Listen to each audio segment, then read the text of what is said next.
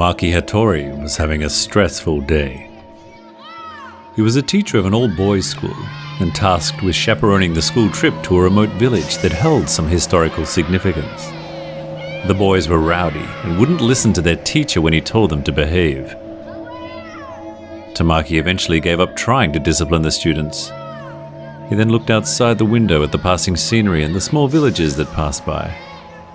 The boys continued to create a ruckus, and from the corner of his eye he saw some of them teasing a quiet little boy called Ichiro.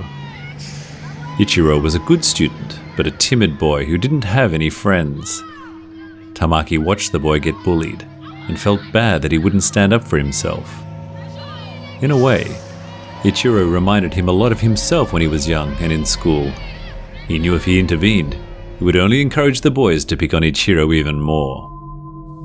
Tamaki returned his attention to the scenery once more, and saw the remains of a cow lying on the side of the road. He had an idea on how to distract the students. He stood and raised his voice to get the students' attention. "I know a story," he said.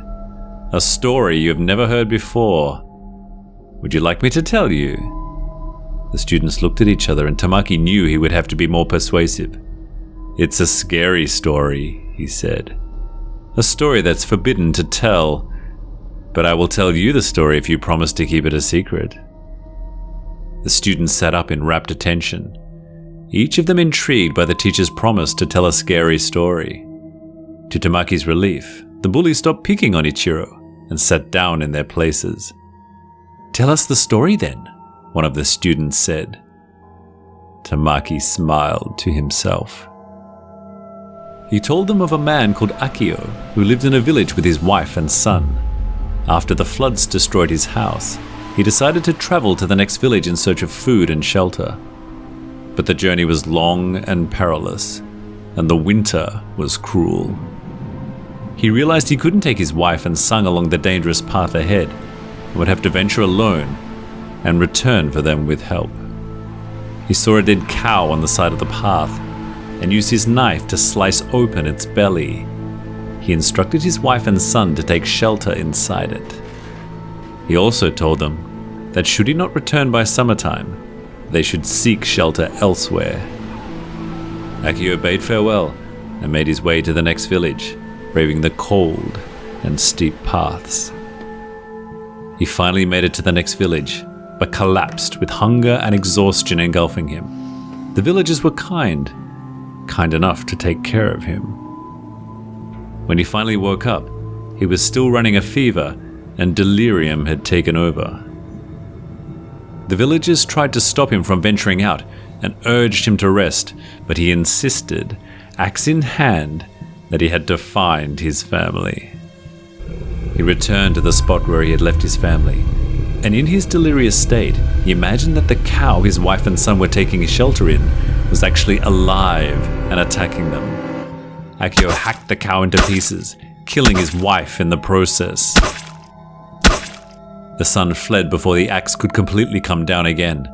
Akio had gone completely insane now and ripped off the cow's head and wore it. For several days he chased his son, imagining him to be a monster who killed his family, until he came upon a village. The boys screamed for help, and the villagers gathered. When they saw the man with the cow's head, they attacked and killed him. The son was given refuge in the village where he grew up. Years later, he wrote about his father in his diary, and then decided this was not a story he wanted his children to know. He tore off the pages and scattered them when he traveled to another city. Tamaki ended the story and was amused to find the students were listening to him with rapt attention. He glanced at Ichiro and was surprised to find the boy watching him intently, his head cocked to one side and a mysterious smile on his face. "That's not what really happened," Ichiro said. "That's not the true story of Gozu." His classmates started to make fun of him once more, and Tamaki stood and raised his hands to silence them. "Why do you think that?" Tamaki asked Ichiro. "How do you know this isn't a true story?" Ichiro smiled. He removed a piece of paper from his pocket and raised it. Because I found the piece of paper on which the story of Gozu was written. His eyes suddenly turned white, and he began to tell the tale of Gozu. It was so horrifying that his classmates begged him to stop, but Ichiro wouldn't stop narrating the tale. He was a boy, possessed. A day later, when the children hadn't returned, the parents launched a search party to look for the missing schoolchildren. They eventually found the bus lying in a ditch just a couple of kilometers away from the village where Tamaki had seen the dead cow.